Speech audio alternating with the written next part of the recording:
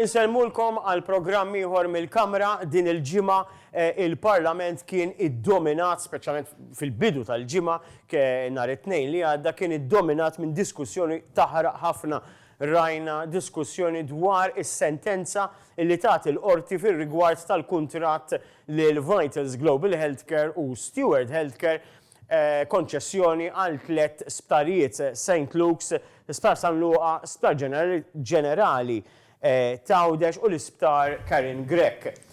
Naturalment il-programm illum bħal ġimgħa fil-Parlament se jkun iddominat minn dan is-suġġett. Din il-ġimgħa wkoll kemm nagħmel nota bdiet id-diskussjoni dwar is-suġġett tal-protezzjoni tat-tfal.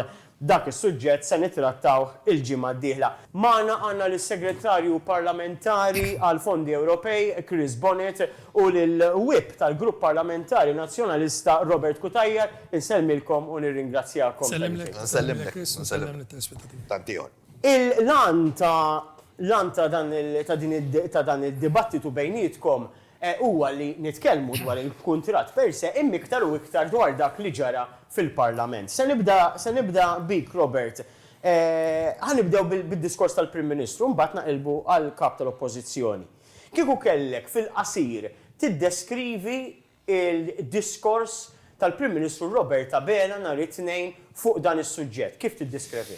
Naħseb illi iktar milli niddiskrivi jien kif fil-fatt iġġudikawh in-nies hemm barra. In-nies jitkellmu. Ovvjament dan kien każ illi eżżes lil pajjiżna għaliex il-Prim Ministru prova jiskolpa lilu nnifsu. Prova jiskolpa lill-gvern tiegħu. Illi bħal donnu isma' jiena ma kontx deputat dak iż-żmien u allura twaħħlux fija.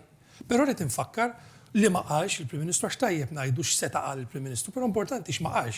L-ewwel, il-Prim Ministru ma qalx min se jerfa' r-responsabilità tal-gvern immexxi minnu illi rrid ngħid jiena llum għandi l-ħabib tiegħi kollega inna nafu xulxin ftit ta' snin mhux ħażin lill-Onorevoli Chris Bonnet. L-Onorevoli Chris Bonnet ġiew hawnhekk illum, jiena kont nistenna wkoll li setgħu bagħtu xi ex-Ministru li għadu fil-Parlament illum illi kien fuq il-mejda tad-diskussjoni għax tajjeb ngħidu wkoll l-ex-Prim Ministru qalilna li dan ġie deċiż mill-Kabinett. Dak iż-żmien il-Prim Ministru wkoll kien konsulent tal-Kabinett, kien ikun preżenti għal għadu allura hekk veru ġie deċiż. Kif tista' ma terfax responsabilità? Però li hemm minn dan kollu x'ġara dakinhar. Il-gvern tal-lum irid jifhem ukoll jien hawnhekk għandi wkoll. Illa għaliex qabel is-sentenza tal-qorti u qed nikkwota l-Malta Today hawnhekk kien hemm rapport tal-NAO. Rapport tal-NAO illi kundanna lill-gvern u pratikament dak li qalet is-sentenza tal-qorti li kienet fid-dettall u ovvjament mhux taċċamata lill-gvern ta' ma kieku dak il-każ ġara f'xi post x'imkien fid-dinja kieku kellna riżenji illi Alla jbierek ma jeżistux, arresti, fejn l-Avukat Ġenerali, fejnu il-Kummissarju tal-Pulizija, il-Prim Ministru jiena rrid ngħid illi dakinhar hawnhekk rapport tal-Malta Today biex inkunu wkoll anka emnut minn dak illi jiena qed ngħid illi mhux qed nikkwota xi ġurnal tal-Partit Nazzjonalista u qed jgħid illi kien hemm collusion. Collusion taf x'inhi għax forsi nużawha din, kien hemm ħadma fid-dawl tax-xemx, kien hemm korruzzjoni. Għax aħna qed ngħidu fuq il-kuntratti ta' Vitals. Però mhux Vitals biss u Stewart kien hemm il-gvern ma xi ħadd ippoġġew. Għaliex u rid ngħid l-oppożizzjoni jiena komdu niġi hawn Albert taf għalfejn? Għaliex aħna fl-2015 dakinhar jew aħjar f'April tal-2020 għaliex inna nitkellmu fil-Parlament fuq dan il-kuntratt illi ovvjament tlabna lill-gvern biex jikkanċella. X'inti semmejt li ovvjament ħabba l-ixxu tal-multi. Dal-kuntratt il-gvern għamlu ma jistax jaħrab minnu. Irrid ngħid illi f'April 2020 meta kien jidhirli tikkoreġini wkoll li Prim Ministru kien Robert Abela. Dakinhar aħna ressaqna mozzjoni fil-Parlament biex l-isptarijiet jgħaddu lura għandna. Dakinhar il-membri tal-gvern ivvutaw kollha kontra l-mozzjoni. Illum u nieqaf hawnhekk għaliex ovvjament għandu id-dritt kollu li jitkellem il-ħabib kollega tiegħi, ftit tal-ġimgħa ilu aħna ivvutajna l-estimi tas-saħħa. Qumna qabel il-vot tas-saħħa u tkellimna.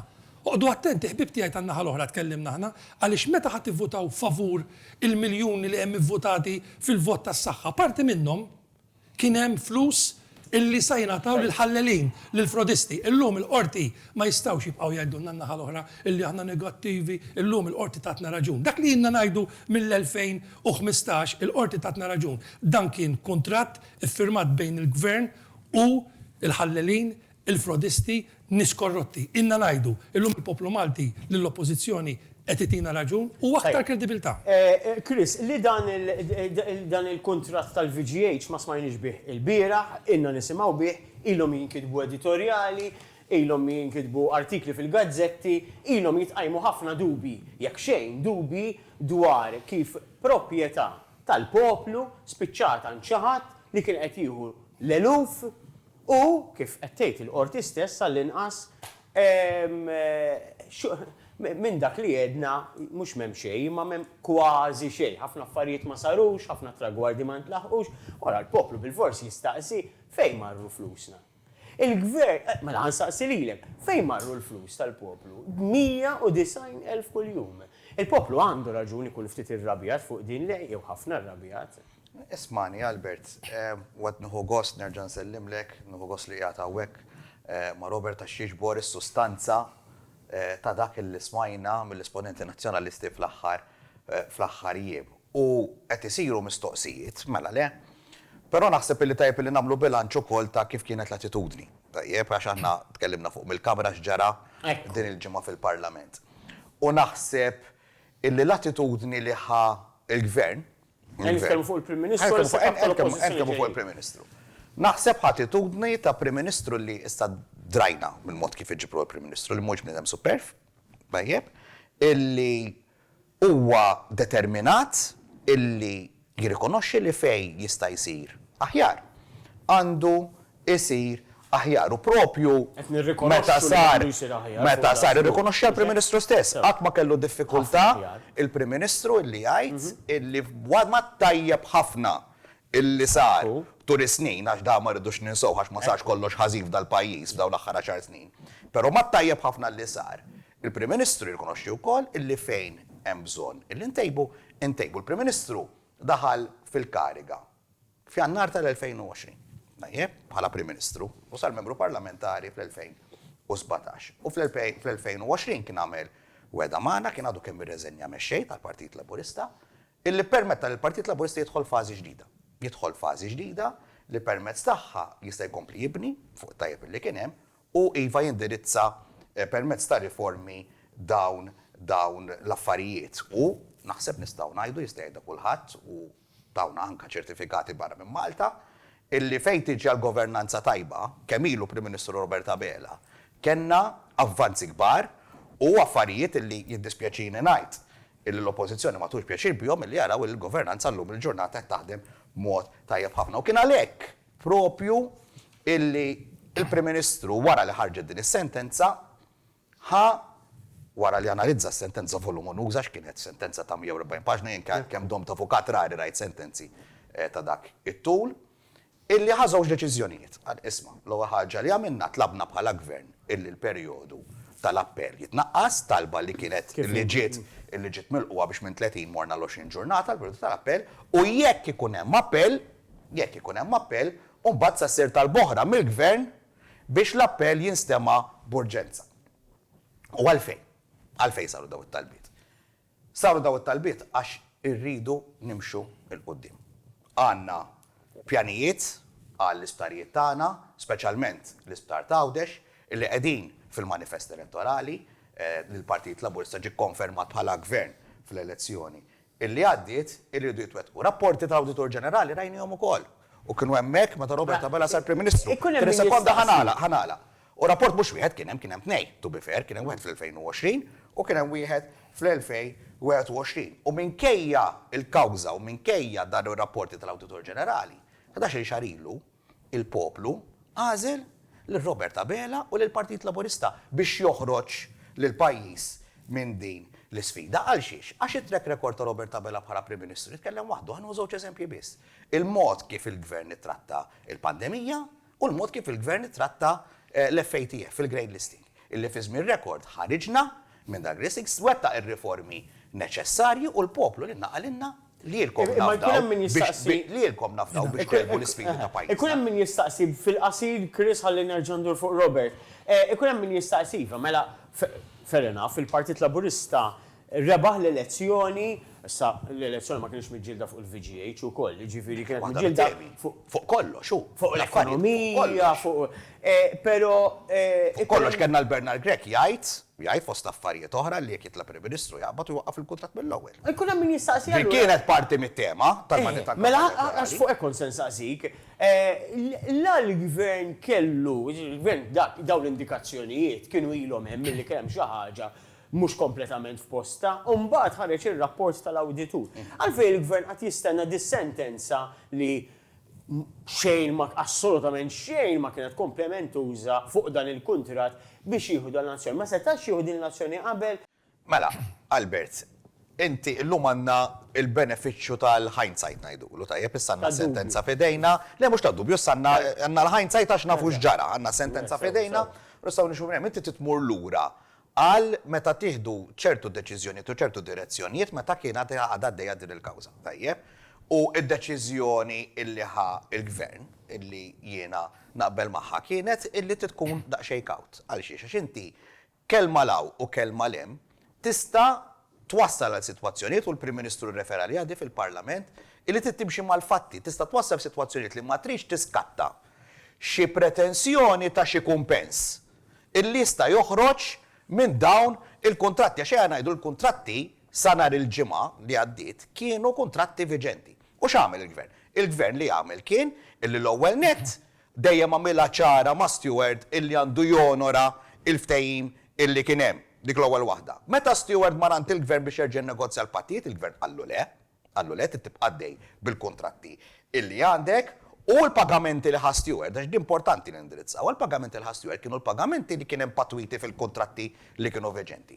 U għax ridna nkunu ċerti illi il-ħaddiema jibqgħu jitħallsu, il-pazjenti jibqgħu jagħtaw il-kura, il-mediċina u l-ikel tibqa' tinxtara u l-kontratturi jagħtu s-servizz lill-isptarijiet tagħna jibqgħu jitħallsu ta' xogħolhom ukoll. Tajjeb, Robert, Chris prattikament ta' qisu mhux nseħħlu ir-raġuna bej wieħed ieħor bl-istess ħsieb tal-Prim Ministru fid-diskors tiegħu fil-Parlament. Ħa nagħmel mistoqsija lilek ukoll. Kieku inti kont Prim Ministru, inti ssir Prim Ministru, inti tkun fil-kabinett ta' Prim Ministru u mbagħad tilħaq minflok Prim Ministru inti. Bħalma ġara Robert daħal Prim Ministru minflok Muscat. U hemm dan il-kuntratt u ssib li f'dan il-kuntratt jekk inti twaqfu, avolja dawn mhux qegħdin iżommu mal-kuntratt, mhux inti, il-poplu irid iħallas 100 miljun. Naqblu jew jidher li hemm qbil li din il-klawżola ma kienx f'posta, ma kellix tkun hemm. Fair enough. Imma inti x'kont tagħmel kieku f'dak ix-xenarju? Albert, bil-kieku bil-forsi nipprova l-moment inħallihom fil-ġemp. Ejja ma ninsewx, għax nitkellmu fuq il-kawża tal-qorti, min għamela din il-kawża?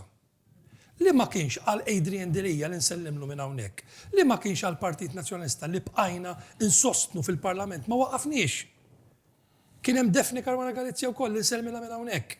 Għaliex ukoll kienet dittixar il-bozzozz, il-gvern baqa' għaddej li kieku ma kienx hemm is-sentenza fil-qorti. Għax il-gvern ġie qawwi jqum mir-rapport tal-NAO, ma tax kasu, ħanota tiegħu. Imma, u rrid ngħid Robert Tabella Prim Ministru Lulju tal-2020. M'għandu skużi. Però kien il-Partit Nazzjonalista bl-insistenza tagħna illi bqajna għaddejjin. Illum il-gvern kull ġurnata li qed iħalli tgħaddi għax inti bħal kollox. Inti dal-eżempju semmiħu kol kollega tiegħi. Ma jekk kien hemm din il-klawżola, għax il-Prim Ministru fil-Parlament qal kieku aħna mela qisu l-Prim Ministru ma rridx impoġġi kliem. Imma qisu l-Prim Ministru qal, isma' naf li din il-klawżola ma kellix tkun hemm u ħażina, imma jien kelli din ir-realtà li jekk imur ngħidilhom barra ħanħallas 100 miljun. Skużi jekk inti għandek xi ħadd id-dar. Suppost kellu jagħmellek kamra tal-banju. U inti da ma mililek din, jien inħallsu xorta. Jekk ma mililix kif inħallsu. Ma jistax ikun kredibbli l-Prim Ministru Robert Tabella li jibqa' jitkellem hekk. Ma jistax ikun għax kien l-istess gvern laburista illi għamel dawn l-affarijiet u ħallihom. Anke jekk inti għandek kontratt ma ġiex onorat. Tirtiraħ. Assolutament. Il-Prim-Ministru kellu jirtiraħ u jgħidilhom mhux se nħallas il-multa. Mhux ovvja. Is-sistema legali tagħna ma taħdimx. Tini ċans, tini Ma ċans. taħdimx hekk is-sistema legali tagħna. Tini ċans, Tini ċans. U x'nagħmlu nispiċċaw sobtu s-servizzi ġifieri għaf is-servizzi No, mhux ovvja. Mela tista' tkun kredibbli u din qala u inti kont preżenti jidher li fil-Kamra u stajt tara il-body language ukoll u l-mod kif il-Prim Ministru qal, parentesi żgħira ta' semmejta inti, ovvjament irrepetejx qal il-Prim Ministru. Il-Prim Ministru bħal donnu qal x'biċċa xogħol għamilna kemm aħna bravi illi fi żmien rekord ħriġna mill-grey listing. Għax din ukoll fejn il-governanza tajba skużi ta' sur Prim Ministru. Jiena kont inkun gburi mhux li l-Prim Ministru jiġi fil-Parlament 3 ijiem 4 ijiem ilu u jgħidilna kemm aħna bravi għax ħriġna, il-Prim Ministru messura u l-Gvern Laburista li ma nidħlux fil-grey listing mela kemm aħna bravi li ħriġna, id-daqqa li pajjiżna u għadna qed nieħdu d-daqqiet fejn il-governanza tajba. Dan huwa kuntratt li rrid ngħid ukoll għaliex tiftakruha fl-2013 il-famuża roadmap u jiena ħadd nota ħalli nkun korrett. Il-local plan. Għaliex inbidel biex loti tal-artijiet ukoll kombinazzjoni ta' fejn hemm it-tliet sptarijiet b'xi mod ukoll ikun hemm il-fatt li tiġi evitata diskussjoni fil-Parlament. Għaliex tlabna il-kontratti jitpoġġew fuq il-mejda tal-Kamra u ma tpoġġewx. Għaliex l-avukat l-NAO fil-rapport il ħareġ tal-Awditur Ġenerali qal illi kellu dokumenti li ma ridux jgħaddu għomlu. Xieġi ma taddihomlu ta' flus il-poplu Malti qed jinstera. Il-Gvern u din qali tal-qorti wkoll l-aħħar ħaġa. Il-Gvern u qal l-qorti u inti kwotajta wkoll anka fir-rapport tiegħek. Albert, għax għandi r-rapport tiegħek hawnhekk, inti kwotajta wkoll. Il-Gvern Laburista flok mar jiddefendi l-interessi tal-poplu Malti, id-defenda u kol din qed nikkwota parti mis-sentenza tal-qorti, id-defenda u Il-rapport tiegħi dwar is-sentenza tal-qorti. Nikwotalek ħankun korrett. Il-Gvern Malti minn flok id-defenda l-interessi tal-Maltin, inkredibilment qal l-imħal inkredibilment qalet il-qorti aċċetta li jibqa ma dan il-ftejn. Danu li għamel il-Partit Laburista. Però Irridnu naqra. Il-kriminali, id-defenda il-frodisti. Dik hija l-verità. Ma sadalità qabel ma mmorru. Dik hija l-verità. Mela.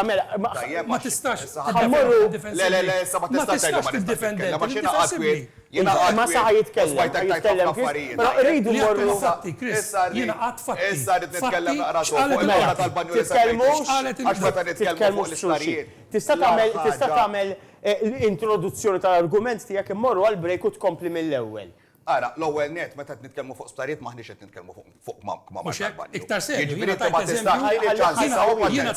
Robert, jiena qatt kwit nisimha. Robert, hu paċenzja. Tajjeb, jiena qatt kwit u ma xnofs ta' kelma. Ma xnofs ta' kelma. Issa qatt nisimha. Qatt nisimha bil-kwiet. Ħallini nitkellem. Ħammorru għal-break. Ħammorru għal-break. Ħajkun ħammorru għal-break. Immorru għal-break.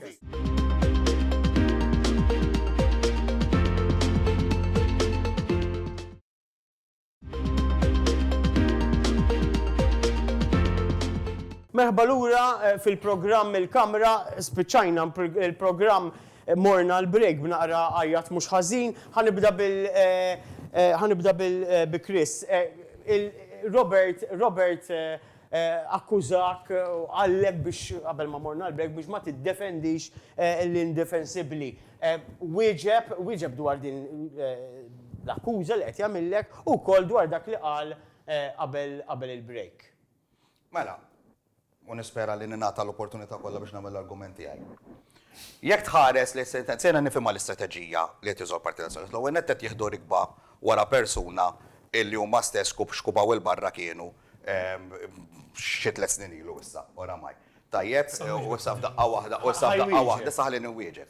U issa f'daqqa waħda saru paladini tas-settur tas-saħħa daw. U tajjeb illi fl-axħar mill-axħar il-poplu, għax fl-axħar mill-axħar il-poplu, l-inna l-poplu jiġġudikana. U l-poplu ħaj jiġġudika fuq il-mod kif minn issa il-qoddim il-gvern ta' Roberta Bela sa' jiffaċċa dill-isfida u s-soluzzjonijiet il-ħarġarihom. Għax hawn min jitkellem fuq li xufza l-pajjiż, però hawn min jindirizzhom. U dak huwa aħna dik id-differenza li toħroġ ċara bejn il-gvern u l-oppożizzjoni. U l-kredibilità tagħna fis-settur tas-saħħa hija ċara fil-kristall. Ejja ma ninsowx l-investiment kbir illi sar mill-gvern fin-nefqa tal-mediċini li issa daħlu fil-formularju tal-gvern, l-investiment kbir li sar fil-kura tal-kanċer, apparat tal-isptar, bereġ ġodda u bereġ illi kien hemm illi ġew irranġati xejn ma ninsewx. Illi fl-2013 il-paladini tas-saħħa ħallow mandra fis-settur tas-saħħa, sptarijiet jaqgħu biċċiet jiġifieri l-lum jagħmluha tal-paladini nara naqra fresh min-naħa tal-Partit Nazzjonalista u ma nisemmux ukoll il-pandemija.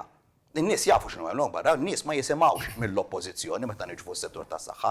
Li kellna nisimgħu mill-oppożizzjoni fi żmien il-pandemija meta kienu jgħidulna l-vaċċini mhux is-soluzzjoni, da mhux 10 snin ilu 20 sen ilu da issa sena u nof sentejn ilu.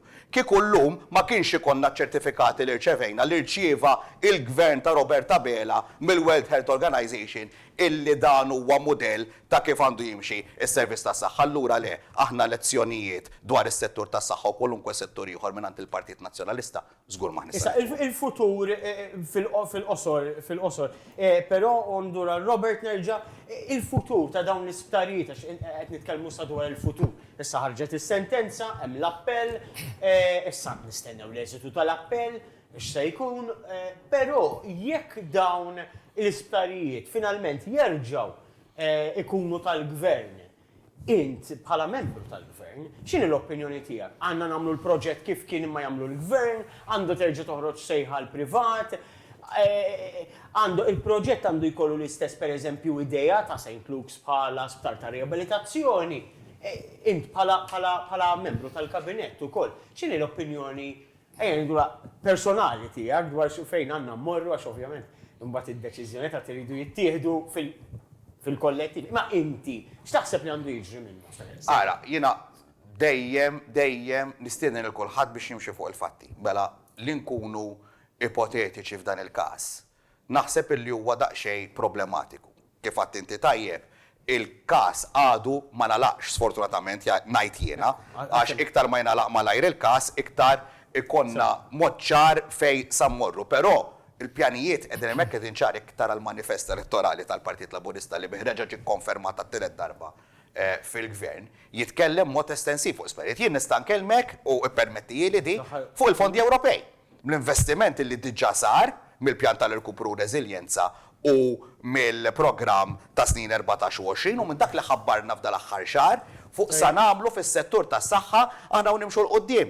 ħaddieħor il-paladin tas-saħħa Alberto permetti jarajda di. X'ġara minn nhar il-ġimgħa u l-ewwel ħaġa li għamel taf x'kienet kiteb il-Ursula von der Leyen biex iwaqfu il-fondi Ewropej 2.2 biljun lejn Malta għal xiex għax iweġġaħħom il-fatt illi mal-Kummissjoni Ewropea għandna l-kredibilità anka fis-salta ta' Robert għalek Chris għalek mhux se nieħdu lezzjonijiet minn għandkom paladini tas-saħħa. Risposta. Jiena nieħu gost. L-okuperazzjoni jekk nistgħu żball inti segretarju parlamentari responsabbli mill-fondi Ewropej. Mhux hekk? Li kien għall-Partit Laburista kien kollu qas jeżisti d-Dekasteru għall-fondi Ewropej għax il-Partit Laburista kont għadek ftit iżgħar inti ivvota kontra li pajjiżna tidħol fl-Unjoni Ewropea mela l-għallum inti qiegħed hemmhekk. Ġaħat mur 20 sariru. Le, inti taf x'għadek kif semmejt inti semmejt il-fondi tal-2014 u 2020. Tinsiex, inti għat li ħallejna s-settur tas-saħħa wkoll fl-2013. Mandra li uża ġetti ieħor. Però nfakru l-isptar tal-onkoloġija min ġab il-flus għalih? Il-Partit Nazzjonalista Lorenz Gonzi Prim Ministru. Ħanfakrek. Intom kontu ħatitilfu l-fondi Ewropej. Tina ċans. Intom kontu ħatitilfu l-fondi Ewropej. Semma l-fondi Ewropej, jiena ħammur lura ta' ġifieri għaddik. Sibna l-diżastru hemmhekk ukoll. Ħalli nkunu ċari. Illi anka qed isemmi fondi tal-irkupru grazzi għax il-Partit Nazzjonalista. Emertu tagħkom il-fondi tal-irkupru. Kien fuq in-naħa tajba għax kellna nies. Il-negozja Roberta Bella u jieħu l-proċess Għax kellna nies hemm barra bħal Roberta Mezzola u David Kaza. Alright, illi daw ħadmu fl-interess ta' pajjiżna. Issa taf xejn il-poplu Malti. L-interess ta' pajjiżna jekk tagħmlu minn kollox taf xejn il-poplu Malti. Taf xejn ma tistax tkun kredibbli aħna konna favur pajjiżna jidħol fl-Unjoni Ewropea u għadna nġibu l-flus għall-Ewropa. Ħaniġi ħammur ġimgħa ilu. X'għandu jiġri b'dawn ġimajlu. Il-Gvern Laburista għala kundanna, inkluż il-membri li jpoġġu bil-qeda faċċata tagħna fil-Parlament. Kundanna kbira, qatt ma kellna bħala dil-kawża, qatt. Unika fl-istorja, l-ewwel darba fl-istorja, kieku ġrat barra illum hemm irriżenji, imma pajjiżna xejn. Min taħseb għandu jirreżenja, nkunu il-Prim Ministru għandu jirreżenja. Il-Prim Ministru għandu jerfa' responsabilità politika. Dik jaraw, il-poplu Malta xejn jistenna, Albert ukoll qed isegwina, illi dawk 300 miljon ta' f'kawża li issa nafu x'in is-sentenza grazzi għal Partit Nazzjonalista bejn Deli u bqajna b'mod konsistenti, il-kap illum ukoll Bernard Grepp bqajna konsistenti, il-poplu jrid. L-ewwel, l-istarijiet lura, 3 starijiet. Inti Awċi għal qed tismana, il-Partit Laburista ħadlek l-isptar u taħli l-barranin minn fuq darek, ħan ikkonkludi. Il-poplu Malti jrid li xi ħadd jerfa' responsabilità dawk 300 miljun jiġu lura. Il-Partit Nazzjonalista jrid bħal poplu Malti, għax di mhix kwistjoni ta' aħmar u blu, għalhekk qatlu ma tistax tibqa' tiddefendi l-indefensibbli, irridu jiġu lura wkoll dawk il-flus. U jiena taw lura m'hemmx jistenni iktar. Kull ġurnata li tgħaddi, il-poplu Malti qed ikompli jisteraq u nerġa' ngħid. Ħadma minn fuq id-dar in-nies. Ek kienet is-sentenza u l-Prim Ministru jiġi flimkien ma sħabu jħabtulu għax din ma stax nifhimha. Tajt il-ħmerijiet u tħabbat fuq il-mejda. Ma tistax. Il-poplu Malta, il-poplu ma sarra ħrasik dak inti qed tajdu. Il-Prim Ministru għal il-merijiet u intom il-Prim Ministru ma qalx dak illi kien obbligat li jgħid. Il-Prim Ministru li jgħid misser fa' responsabilità politika. Din li ma kienx għall-Partit Nazzjonalista business as usual. Taf kemm inna u rrid nerġa' nfakkar Albert għax inti ġurnalist tagħmel xogħolok. Rrid nfakkar illi fl-2020 il-Partit Nazzjonalista f'April daħħalna mozzjoni fil-Parlament, Robert Abela Prim Ministru ivvota kontra l-mozzjoni biex l-istarijiet jgħaddu lura għand il-poplu Malti. Hekk ivvota Robert Abela u l-maġġor parti tal-kabinet li hemm illum. Illum ma temm nofshom jekk mhux iktar. Ħajwieġbek is-segretarju parlamentari mbagħad nagħmilek mistoqsija ħanħarsu lejn id-diskors tal-kap tal-Oppożizzjoni. Għalhekk bdejt illi Robert Abela u l-Gvern mhux qed ikunu supervivjati biċċa xogħol. Fl-2019 il-Partit Laburista għadda minn perjodu diffiċli ħafna. Diffiċli ħafna kien. Il-mexxej kien irreżenja diġà għallu dejta li fil-bidu u Robert Abela li kien għadu kemm sar mexxej flimkien mal-eżekuttiv tal-partit ħa deċiżjonijiet ibsin ħafna. Inti stess Albert kont tikkummenta ħafna dak iż-żmien fuq kemm kienu kuraġġużi id-deċiżjonijiet illi kien ħa Robert Abela u l-eżekuttiv tal-partit. Ġifier hawn xi ħadd kif qed jgħid Robert illi qed jgħid li għalina din l-istorja kollha hija business as usual qiegħed iqarraq. Però ħanerġa' ngħidha it-tajjeb illi sar mhux se narmuh qatt huwa ċar kristall illi sar tajjeb ħafna u jien qed inkun ċar kristall għax il-Partit Laburista fil-Gvern għamel ħafna u ħafna tajjeb u ħafna ġid. Però m'għandna l-ebda problema li fejn hemm nindirizzaw bħalma ndirizzajna affarijiet dawn l-aħħar 3 snin, sa nkomplu ndirizzawhom u badna laqdi. L-importanti mbagħad illi aħna 4 snin oħra ħajkun hemm il-poplu li ħajġġudikana u l-poplu ħajġġudika min iridlu l-ġid fil-qasam tas-saħħa fis-setturi l-oħra kollha tas-soċjetà tagħna. 4 snin oħra taħseb li il-poplu ħajkun qed jara sejklux li fi ħaddej. Le ora sibda kassalsini dik. Ħansasib ħatkun taħseb li se jkun qed jara li f'St. Luke's ikunu bdew ix-xogħlijiet.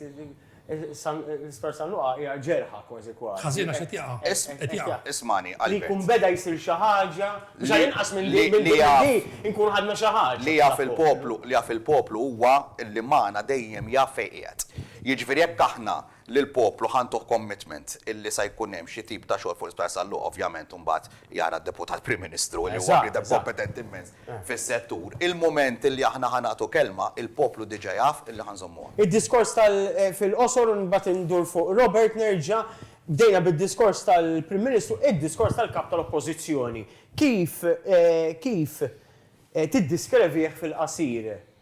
Fil-qasir ħanajda għax apparti l-attakki personali u l-isterizmi li smajna, fil-verità, fil-diskors tal-kap tal-Oppożizzjoni u tal-esponenti l-kollha tal-Partit Nazzjonalista, ma smajna xejn ta' sostanza.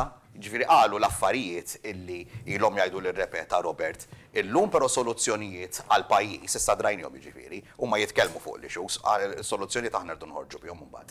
Imma soluzzjonijiet għal pajjiż m'offrewx. Jiġifieri ma tantx nista' nixbor fiktar f'risposta iktar twila d-diskors tal-kap tal-Oppożizzjoni li hu tajjeb illi għatemmu li jista' jitkellem bħala kap tal-Oppożizzjoni. Ħafna steriżmu xejn soluzzjonijiet fil-qosor. Ovvjament aħna ma nħarsux lejn l-elezzjoni ġenerali, aħna nħarsu bid-differenza bejna u l-Partit Laburista u l-poplu Malti din jifhimha ta' u qiegħed jifhimha u nfakkar il-poplu Malti li lin mill-partiġanizmu politiku nhar il-ħadd sa nkunu qed inwasslu l-vuċi tan-nies bi protesta oħra fil-Belt Valletta u nistiednek lilek li qed issegwina li lin jekk intix nazzjonalisti jew laburist ejja l-Belt. Ħalli nwaqfu lil dan il-gvern milli jkompli jisraq lil poplu Malti fid-dawl tax-xemx kif qed jagħmel mhux il-kap tal-Oppożizzjoni mela ħanajt biex ma naħrabx mill-domanda tiegħek, il-kap tal-Oppożizzjoni mar b'deċiżjoni tal-qorti fidu. Jiġifieri fil-waqt li qed jgħid ftit tal-ħin ilu ħabib tiegħi illi ma jeħdux pariri minn għandna, ibqgħu imxu b'din l-arroganza. Għaliex il-qorti tatna raġun. Illum l-istorja tat raġun. Kieku smajtu minna fl-2017, kieku llum m'għandniex dan is-serq 300 miljun apparti il-garanzija. Irrid ngħid ukoll qalet il-qorti Albert u inti segwejta u rrapportajta l-artiklu tiegħek ġibtu għax sal-inqas dettall tħadd fih u proset tal-biċċa xogħol tiegħek. Iffakkar illi l-qorti qalet illi tant kienet ħadma sfaċċata minn fuq dar il-poplu, qed nikkwota l-qorti, minn fuq dar il-poplu. Illi din il-ħadma seħħet qabel ma ġie firmat il-kuntratt. Waqt li ġie firmat il-kuntratt u komplet għaddejja wara. Ek qalet il-qort, għal inti li qed issegwina propju wkoll fil-kumdita ta' darek li lejn minn dak li qed ngħid jien u li qed jgħid Chris, mura s-sentenza tal-qorti u għamel il-ġudizzju tiegħek. U nhar ħadd nistiednek biex tiġi l-Belt Valletta fit-3 ta' nofsinhar ħalli tkun mal-poplu Malti. Għaliex tafx qal Adrian Deli wkoll meta ħareġ għax jippruvaw joħolqu issues li ma jeżistux. Insaralek klasek li l-grupp Parlament Nazzjonalista, grupp maqut jinteressana verismu u naħseb derna għax anke fil-laqa fil-Parlament qed inkunu konsistenti u għalla ħares ma nkunux l-oppożizzjoni għax qegħdin nindunaw anke fliġijiet żbalji kommessi minn numru ta' ministri li qed tkun l-oppożizzjoni resqu l-emendi biex nirrenġaw. U allura dan li qed ngħid jien qed insarraħlu rasu lil dan il-ħabib tiegħi u lil kull min qed isegwi. Lil Partit Nazzjonalista l-obbligu tagħna huwa biss illi aħna mhux kif sar minn dan il-gvern illi ddefenda lil kriminali, lil frodisti kif qalet il-qorti, imma niddefendu l-interess tiegħek għaliex il-flus li nsterqu minn fuq dan.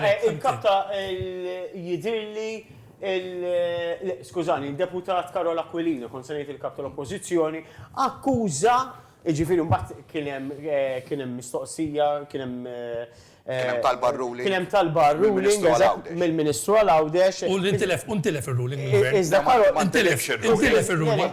Iżda Karol Ir-ruling jgħata u nippressjona ruħi kif qed tajtek. Karol, Meta jkollok l-speaker jgħid u nikkwota illi qed jikkundanna kull ġiru diskors li għamel ġieħdin il-Kamra ġej mill-lemana ħaġej. Lil min semma. U qed tagħti. Lil min Lil min semma. semma. Fuq dak li qal Karola Aquilino. Jara protesti l-kulħadd. Karola Ikkundanna l-aġent ta' Karola Karola Aquilino. Aquilino. Meta ħi. Sebi, ħalli nistennieh tibżax bil-permess tiegħek. M'għandniex ħafna ħin. Fejn hu miktub l-aġent ta' Karola Aquilino? Fejn? Qed jgħid li kulħadd għandu jġibruhom dak Mu veru il-kol. xejn, għaliex tajjeb Mhux mhux veru xejn. hawnhekk dan ir-ruling, morru fuq il-website tal-Park, u hekk hux qed jikkundanna l-Karola Aquilino. Ma tistax tiġi hawnhekk u fil-kamra tistgħu timmislidjaw in-nies, imma hawnhekk le. Il-ruling huwa xadda, il-mislidi qed tagħmlu issa. Il-mislidi qed tagħmlu s-sekki pol-speaker. Kieku ma kienx hemm id-diskors ta' Karola Aquilino, il-speaker ma kienx ikollu jikkundanna d-diskors. Għaxi mhux fuq sentenza tal-ruling. Nista' nagħmel konklużjoni tiegħi. Il-ruling ħadu però. Nista' nagħmel konklużjoni tiegħi. Robert, għaxi mux fuq ir-ruling kont se nistaqsi, jien kont se ngħid li Karola Aquilino akkuża l-darba darbtej lil-deputati kollha inkluż lilek illi intom frodisti. Kif tikkummenta dwar dan? U fid-dawl ukoll tal-fatt illi ħarġet din is-sentenza. U ovvjament kellek deputat li b'mod l-iktar ċar għal darba darbtej akkużakom inti frodisti.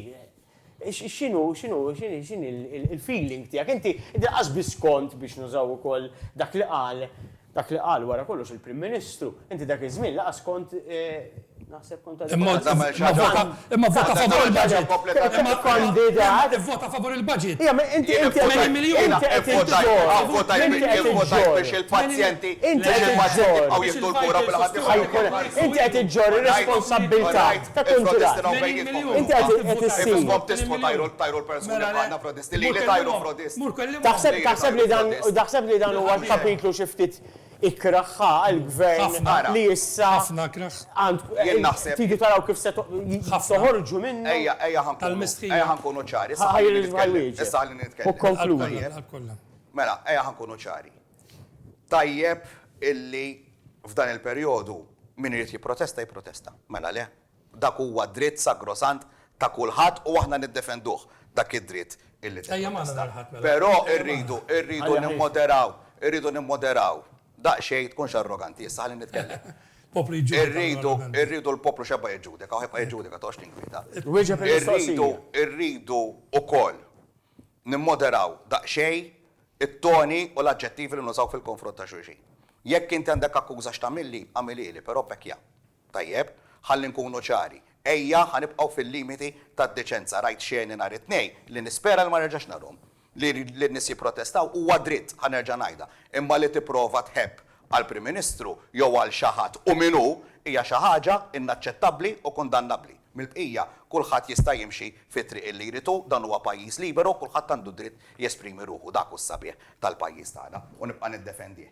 Albert, just biex nagħmel kumment konklusiv. Is-sentenza toffri u aħna ma konniex arroganti, anzi konna l-imbens fjadi, għax aċċettajna li din toffri sfida partikolari f'dan is-settur. Li ħanamlu dak li dejjem għamilna. Ħankunu metodiċi, ħanieħdu id-deċiżjonijiet li aħna naħsbu huma għal-ġid tal-poplu tagħna u fejn għandna nirranġaw, ħanirranġaw. Però għandna l-obbligu li mmexxu il-pajjiż ukoll. Ma kenniex biss aħbar jeħżiena dil-ġimgħa Albert. Kenna l-istatistika tal-NSO li għadha kemm uriet li l-pajjiż reġa' keber ekonomikament b'7%. Biljun euro mis-sena l-oħra, id-doppju taż-żona euro. Xi fisser da?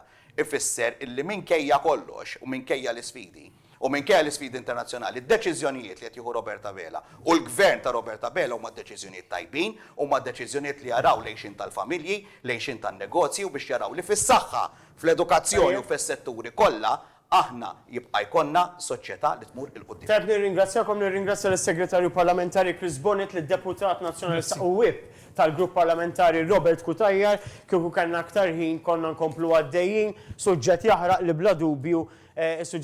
bla dubju, se nkomplu nisimgħu dwaru forsi mhux fil-Parlament, jew mhux daqstant fil-Parlament, imma lil minnu. Il-ġimgħa d-dieħla se nagħtu ħarsa lejn lat dwar il-protezzjoni ta' tfal li qed tiġi diskussa fit-tieni qari. Da kollox min-naħa tiegħi, l-appuntament tiegħi għal magħkom huwa bħallum ġimgħa fis-7 u 5 ta' filgħaxija fuq TVM News Plus.